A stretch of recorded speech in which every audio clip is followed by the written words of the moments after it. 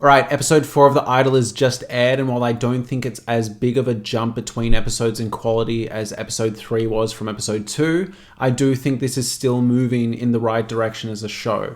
Now, I think there are some scenes here that are almost laughably funny, but I'm wondering if these are intentional, and I'll bring that up as we go. But before I continue, I'd love if you could subscribe, because I'll be doing these every week, as well as probably a season-long review. Aside from that, let's get into it.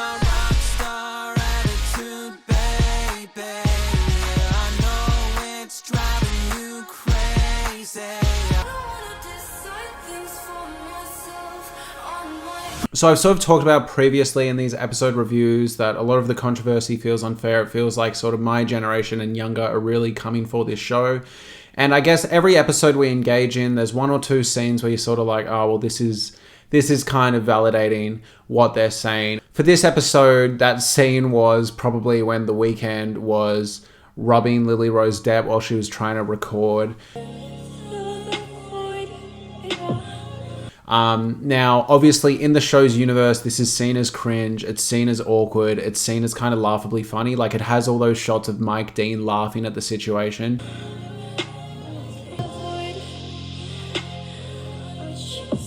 But this is just one of those scenes that feels like, yeah, it's going to be mocked to death, and I can't really come on here and defend it. I thought the way it was presented was kind of funny and clunky. I don't know if it was meant to be erotic. I'm hoping that they're in on the joke. I'm hoping what The Weeknd has said about parts of this show meaning to be pulpy and sort of tongue-in-cheek is true. I can't tell if the scene wants us to be sitting there going, oh my god, like his sexual methods are bringing out this amazing voice in her, or if we're meant to be laughing at the absurdity of her moaning yeah in auto-tune.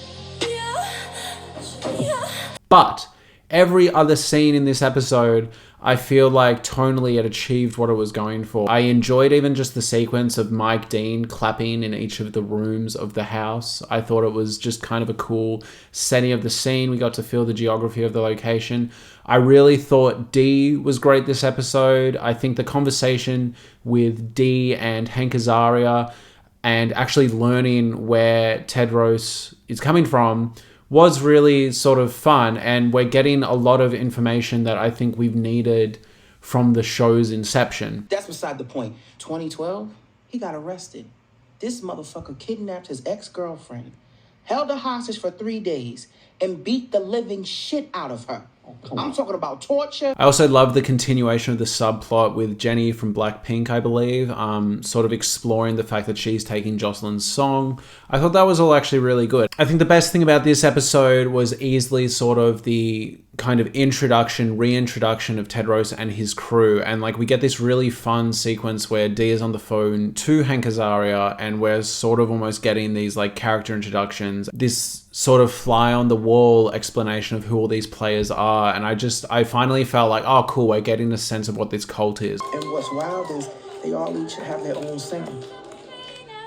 You have to let him make you cry. Previously in the first couple episodes, I was like, I don't really see how Tedros, The Weeknd's character, is actually going to fulfill that cultive personality, but here you really see it, and you do really feel like they've sort of invaded the mansion and they're kind of taking control of things that really they have no right to be taking control of. It was fun to watch in a very dark, depraved way. Like I thought it made for really interesting television, and I think this show so far, if it was boiled down to its best moments, could make a really good 2 to 3 hour movie. And I think maybe there needs to be a more selective edit, but in saying that, I was actually under the impression that this was going to be a 6-episode season, but HBO Max has just dropped the preview for episode 5, and in that it's saying that it's the season finale. So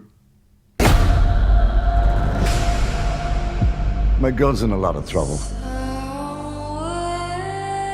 I don't know. I started to really enjoy this episode, but if it's meant to be the penultimate episode, I think this show has a lot to get done in 1 hour of television. I'm actually a bit concerned as how they're going to pull that off. I feel like we're only just getting a sense of Tedros and his crew and where Jocelyn stands, and they're introducing really new, interesting ideas. I just don't know if an hour is going to be enough time to actually close all these loops.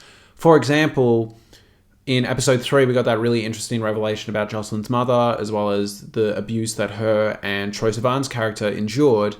In this episode, we get that really, really interesting scene where Tedros, Jocelyn, and Xander, Troye Sivan, are all sort of facing off, and Troye Sivan's character is getting electrocuted. Fucking years that this bitch has taken from me. The fucking career that I could have had, the life that I could have had. He's lying. And we're having this like three-way face-off where everyone's saying that they're lying to each other. Like Troye Sivan's character, for example, is literally saying to Tedros that, hey, Jocelyn's lying to you, she's lying to me, she's been lying to everyone. It's a really interesting, powerful scene, and it's suggesting that maybe Jocelyn doesn't lack the agency we thought she did, and she isn't as helpless as we thought she was initially, and maybe she's actually got the capability of like calling the shots and also being manipulative and abusive, just like Tedros is. And these are really interesting ideas to explore. I'm just wondering, is it too late to be bringing them up when we only have an hour left of this TV show? And I think Troye Sivan's character was telling the truth. I don't think we're meant to be believing or on Jocelyn's side here. She's like willingly torturing her friend.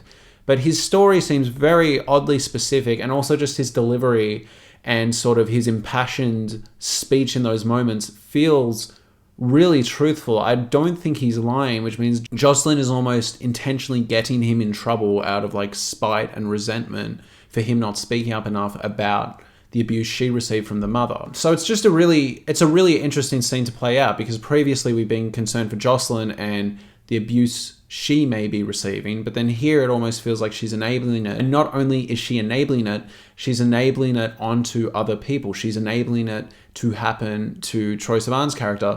And on top of that, she also then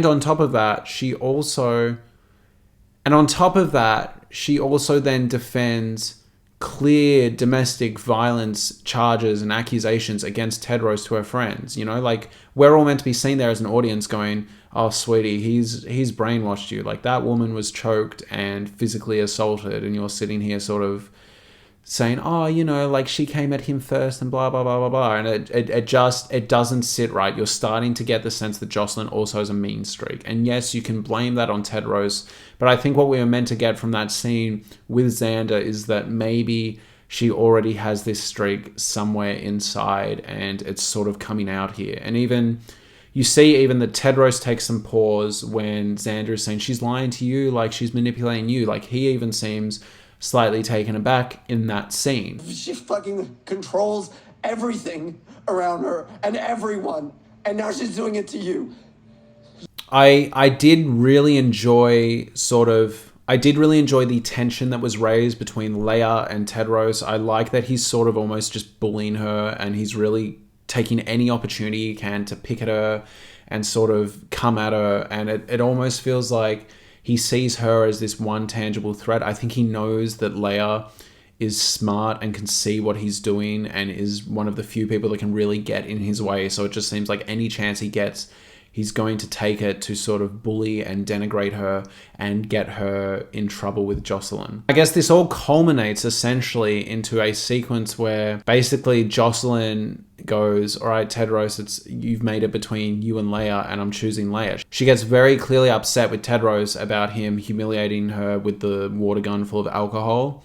And then her response to that is to then phone up her ex and sleep with the ex, when obviously Tedros knows that's happening. Now, yeah, should we feel bad for Tedros? Not really. He is a piece of shit, but I think we actually saw that he's human here.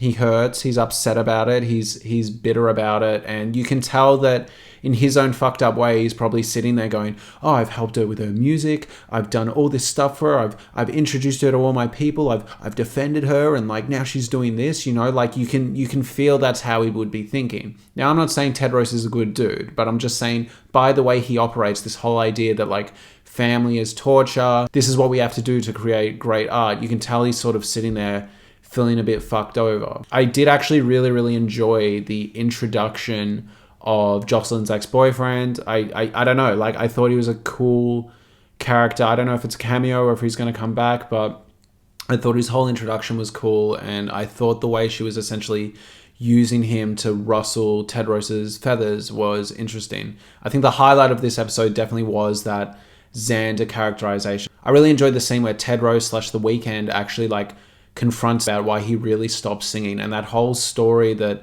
Xander told about like essentially Jocelyn's mother tanked his career by outing him against his will, and he didn't find that out till after she passed away, after he'd been living her. That's like a hardcore fucking origin story. That's like really, really interesting. Like that would make a good show in itself, and that's just like a throwaway scene here.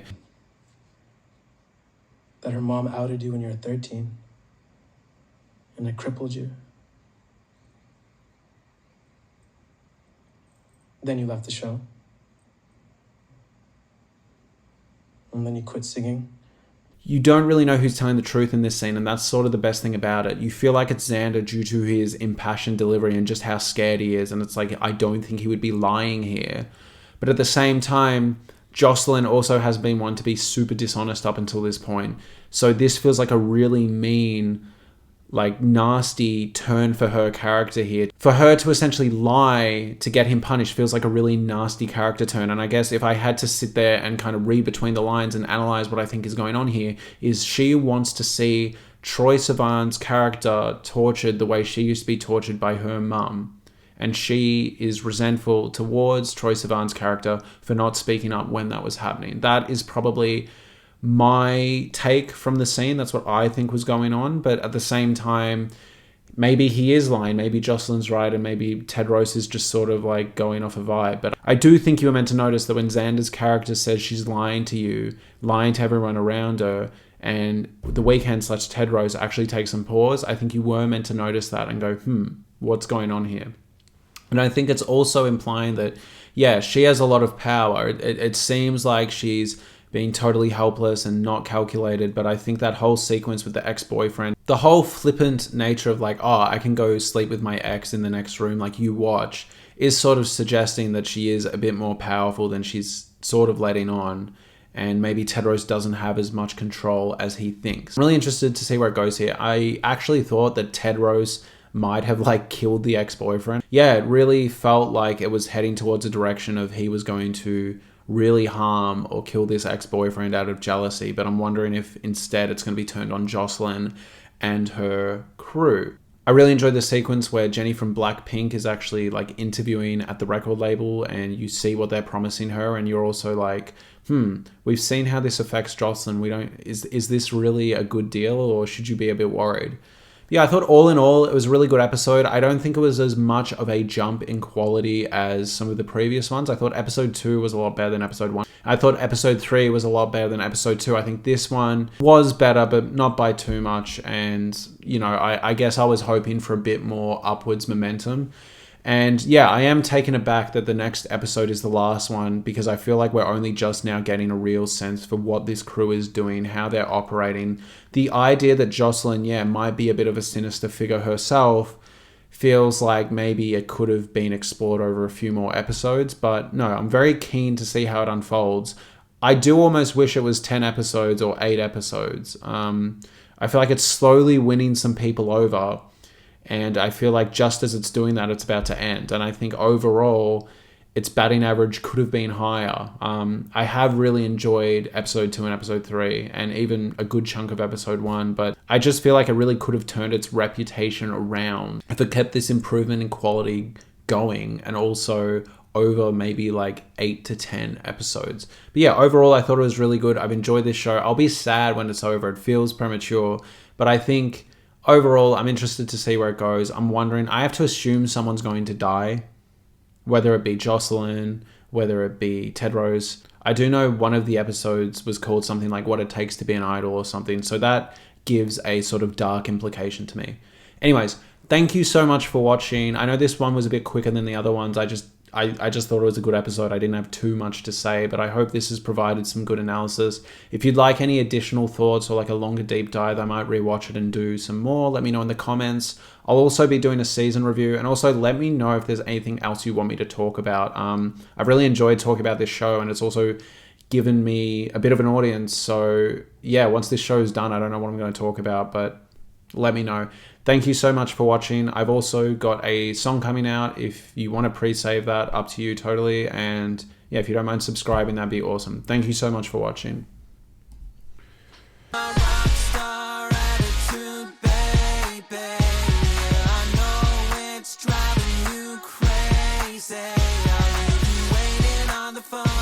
And then I'll ask you for a loan. 'Cause that being such a